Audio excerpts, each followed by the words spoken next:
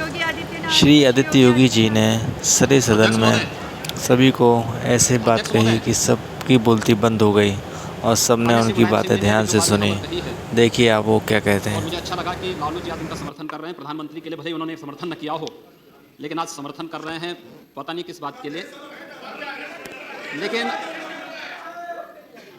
मैं आपके माध्यम से पूरे सदन का ध्यान आकर्षित करना चाहता हूं उन मुद्दों की ओर जो आज भी सदन की मर्यादा के विरुद्ध यहां पर बातें हो रही हैं और किस प्रकार से गुमराह किया जा रहा पूरे देश को।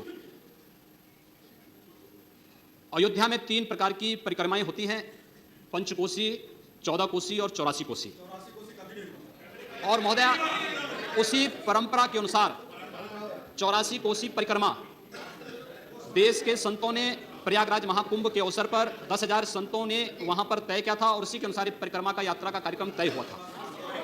महोदया, मैं स्पष्ट कर देना चाहता हूं कि अयोध्या में श्री राम जन्मभूमि, जिस पर माननीय उच्चतम न्यायालय ने इलाहाबाद उच्च न्यायालय की खंडपीठ के निर्णय के बाद स्थगन आदेश दिया है, उससे 25-30 किलोमीटर दूर बस्ती जनपद के मखोड़ा नामक स्थान से, जहां पर महाराज दशरथ ने पुत्रेष्टि यज्ञ किया था, उस स्थान से इस परिक्रमा यात्रा को प्रारंभ होना था और विशुद्ध धार्मिक यात्रा थी। इसमें किसी राजनीतिक दल का कोई हस्तक्षेप नहीं था। बिल्कुल 200-250 संतों को इस यात्रा में चलना था और 13 सितंबर तक ये 20 दिन की यात्रा है। लेकिन जिस प्रकार से धार्मिक स्वतंत्रता के मौलिक अधिकार पर उत्तर प्रदेश सरकार ने प्रहार किया है, महोदया, पहली बार ये देखने को मिला है कि लगभग 2000 से अधिक संतों को गिरफ्तार किया गया है और पूरी तरह अपमानित किया गया है।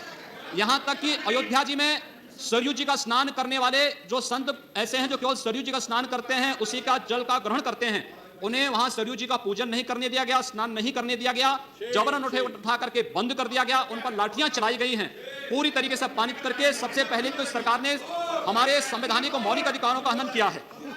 दूसरा, जहां तक स्थगन आदेश की बात है, मैं याद दिलाना चाहूंगा इस देश के अंदर सेकुलरिज्म के नाम पर राजनीति करने वाले उन सभी दलों को 1994 में कांग्रेस नेतृत्व की सरकार ने सुप्रीम कोर्ट में एक शपथ पत्र दिया था और यह कहा था कि अगर तय हो जाएगा कि अयोध्या में विवादित जो ढांचा था वह ढांचा किसी हिंदू मंदिर या स्मारक को तोड़ करके बनाया गया है तो हिंदू भावनाओं के अनुरूप कार्य होगा। आखिर यह साबित हो चुका है।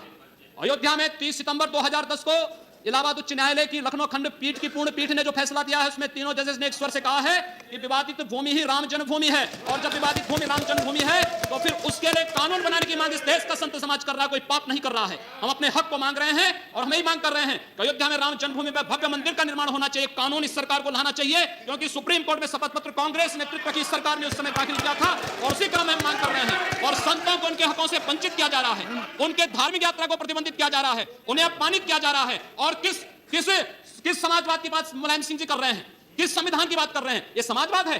स्वयं राष्ट्रीय अध्यक्ष हैं, इनके 2 भाई महासचिव हैं, इनका पुत्र प्रदेश अध्यक्ष है। कौन से समाजवाद की बात करते हैं? परिवारवाद की बात करते हैं। बेवकूफ बना रहे देश को, ये केवल देश को बेवकूफ बनाने का कार्य कर रहे हैं और बेवकूफ बना करके समाजवाद के नाम पर समाज को बेवकूफ बना करके सेकुलरिज्म की धज्जियां उड़ा रहे हैं। 30 दंगे उत्तर प्रदेश के अंदर हो चुके हैं महोदया। 1 वर्ष में 30 बड़े-बड़े दंगे, हर दंगे में हिंदू प्रताड़ित हुआ है, हिंदू जेल में बंद हुआ है। और यह सरकार परंपरा की बात करती है। किस परंपरा की बात इस सरकार कर रही है? क्या आतंकवादियों के खिलाफ दायर मुकदमों को वापस लेना कौन सी परंपरा का हिस्सा है?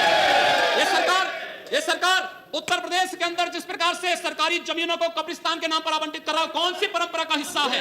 जिस प्रकार से वहां के गरीबों, वहां के पिछड़ी जाति, वहां के अनुसूचित जाति के हकों पर डकैती डला करके यह सरकार जिस प्रकार से जंगल राज कायम की उत्तर प्रदेश के अंदर, आखिर किस परंपरा का हिस्सा है? और इसीलिए मैं आज के इस माध्यम से आपसे अनुरोध करना चाहूंगा, उत्तर प्रदेश सरकार ने उत्तर प्रदेश के अंदर हमारी धार्मिक भावना का अपमान किया है, संतों को अपमानित किया है।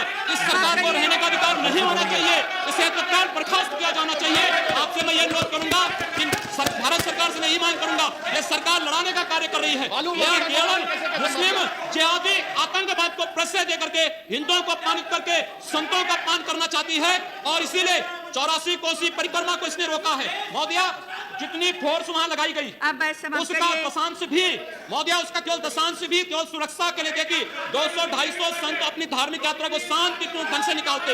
इस सरकार ने यात्रा पर रोक लगा करके उत्तर प्रदेश के अंदर 10 करोड़ लोगों को पीड़ित किया है, अपमानित किया है, उनको परेशान किया है। और यही नहीं, यह सरकार लगातार हिंदुओं को अपमानित करने का कार्य कर रही है और इसीलिए मैं अनुरोध करूंगा, इस सरकार को रहने का कोई अधिकार नहीं, इसे बर्खास्त किया जाना चाहिए।